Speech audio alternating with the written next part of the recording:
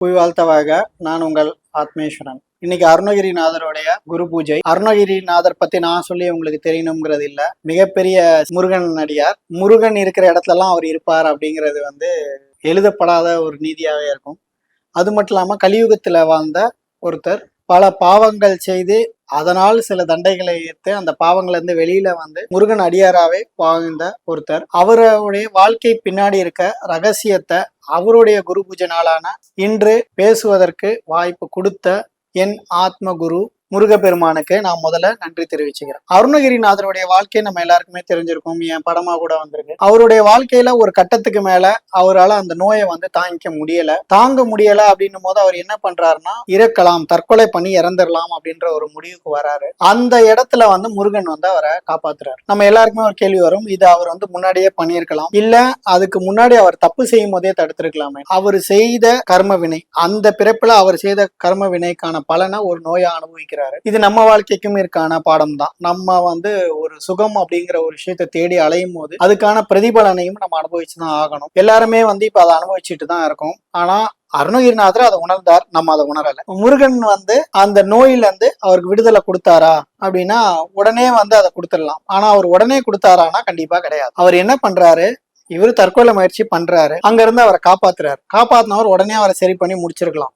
என் பாடம் நீ பாடிடு, திருப்புகளை பாடிடுன்னு சொல்லி முடிச்சிருக்கலாம். முடிக்கல. 12 வருஷம் அவர் அமைதியா இருக்க சொல்றாரு. அமைதி அப்படிங்கிறது ஒரு தியானம். அருணகிரிநாதரால் அது இருக்க முடிஞ்சுதா அப்படின்னா இல்ல. இதை பத்தி பெருசா வெளியில கிடையாது, நியூஸ் எல்லாம் இல்ல, செய்திகளும் இல்லை. ஆனா உண்மையான விஷயம், அருணகிரிநாதர் அந்த அமைதிக்கு ரொம்ப கஷ்டப்பட்டார். ஏன்னா அவருக்கு அது ரொம்ப புதுசு. இது மூலயமா என்ன நடக்குது அப்படின்னா, அதுக்கப்புறம் கொஞ்சம் கொஞ்சமா பழகுறாரு, பழகி அதை கத்துக்கிறாரு. கிட்டத்தட்ட 12 வருஷம் அவர் அந்த அமைதி நிலையில தான் இருந்திருக்காரு. 12 வருஷம் அமைதி நிலையில இருந்த அப்புறம் அவருக்கு அந்த நோய் தன்னால சரியாகுது. அதாவது நம்ம உடம்புக்கு ஒரு தன்மை இருக்கு, தன்னுடைய நோயை தானே சரி பண்ணிக்கிற தன்மை, செல்ஃப் ஹீலிங் அப்படிங்கிறது நம்ம உடம்புல இருக்கு.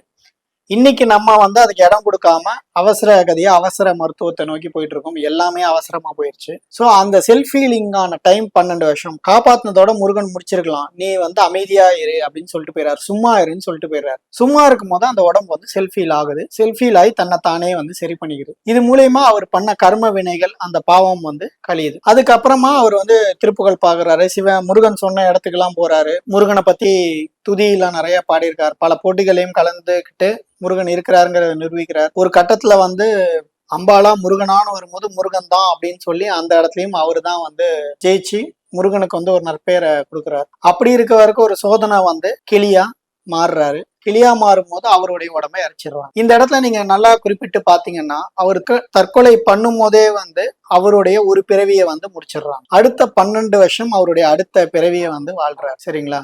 ஒரு சுகத்தை தேடிய ஒரு வாழ்க்கை, அதுக்கு அடுத்து சுகத்துக்கான துக்கத்தில் ஒரு வாழ்க்கை, துக்கத்துக்கான பலனில் ஒரு வாழ்க்கை, அதன் பிறகு உடலற்ற ஒரு வாழ்க்கைக்கு போறார். அதாவது மனித உடலற்ற ஒரு வாழ்க்கையாக கிளியாக மாற நேரிடுது. இது நம்ம ஒரு புது பிறவியா தான் பாக்குறோம். அதாவது அவர் தற்கொலை செய்த முயற்சிகள்ல இருந்து எங்க முருகன் அவரை காப்பாத்துறாரோ அந்த இடத்துல இருந்து அவருக்கு ஒரு புது பிறவி ஆரம்பிக்குது. அதுதான் சும்மா இருன்னு குரு உபதேசம் வாங்கி அந்த குரு உபதேசத்தை ஃபாலோ பண்றாரு. இன்னைக்கு நம்மள எத்தனை பேர் குரு உபதேசத்தை ஃபாலோ பண்றோம் அப்படின்னா எனக்கு தெரிஞ்ச யாருமே இருக்காது. குருவுடைய உபதேசம் அப்படிங்கிறது ரொம்ப பெரிய விஷயம். இன்னொரு முக்கியமான விஷயம் என்னன்னா, அருணகிரிநாதருக்கு அந்த உபதேசத்தை கொடுக்கும் போது அது முருகன் தான் அப்படிங்கிறதே தெரியாது. அந்த 12 வருஷம் சும்மா இருந்த தியான நிலையில தான் அவருக்கு அது முருகன் தான் காப்பாத்தினார்னு தெரிய வருது. அதுக்கப்புறம் தான் அவர் முருகனுடைய அடியாராவே மாறுறார். இந்த இடத்துல அந்த உடம்பை வைத்து கொண்டுதான் பாவ செயல்களை செய்திருக்கிறார். இப்ப முருகன் அவருக்கு முக்தி கொடுக்கணும். முருகன் முக்தி கொடுக்கணும்னா அந்த உடம்புல பாவம் இல்லாம இருக்கும். ஆனா பாவம் இல்லாம இருக்கான்னா கிடையாது. அவரு சுகத்தை தேடி அலைஞ்சிருக்கிறாரு. பல பாவங்கள் அதுல நடந்திருக்கு. அப்போ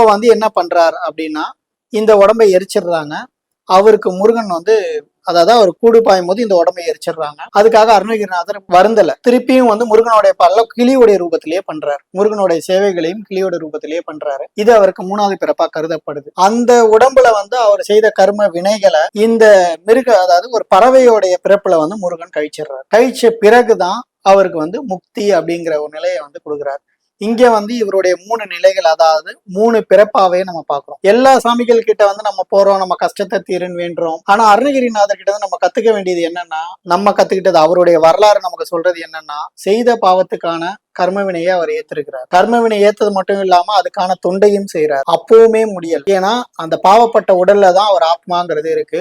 அந்த பாவப்பட்ட உடலை வைத்துக் கொண்டு முருகனால முக்தி கொடுக்க முடியாது. இதன் விளைவாக கிளியில அவர் மாறுறாரு. மாறி அதுக்கப்புறம் முக்தியை நோக்கி போறார். எப்பவுமே சுகத்தை தேடும் போது அந்த சுகத்துக்கான துக்கங்களும் நம்மளை தேடி நம்மளை அடையும் அப்படிங்கிறது இதுல இருந்து நம்ம கத்துக்கிற ஒரு விஷயம். அது மட்டும் இல்லாம அவர் என்னதான் மாறினாலும் முருக பக்தியிலேயே தான் இருந்தார் அப்படிங்கிறது நம்ம எல்லாரும் அறிந்த ஒரு உண்மை. இதை தவிர இன்னொரு விஷயம் என்னன்னா, அருணகிரிநாதருக்கும் சிவனுக்கும் நடுவில் ஒரு பெரிய விவாதமே நடந்தது. அதை வர நாட்கள்ல வர வீடியோகள்ல சொல்றேன். அருணகிரி வாழ்க்கையில இருந்து நம்ம கத்துக்கிட்டது, சுகத்தை தேடி அடைந்தால் துக்கம் நிச்சயம், துக்கத்தை அனுபவித்து ஏற்று வாழ வேண்டும், குரு உபதேசத்தை வாழ்க்கையின் உபதேசமாக ஏற்று வாழ வேண்டும். அவர் மனித உடம்பு போச்சேன்னு வருந்தல, கிளி உடம்பு கிடைச்சாலும் எல்லா நன்மைக்கேன்னு வாழ்றாரு. நான் எல்லாருக்கும் சொல்ற ஒரே விஷயம், எது நடந்தாலும் அது நன்மைக்குன்னு எடுத்துக்கங்க. இன்னைக்கு அது உங்களுக்கு தப்பா பட்டாலும் நாளைக்கு அது நல்லதா தான் படும். ஏன்னா இது எல்லாமே யூனிவர்ஸ் உடைய ஒரு தீர்ப்பு தான்.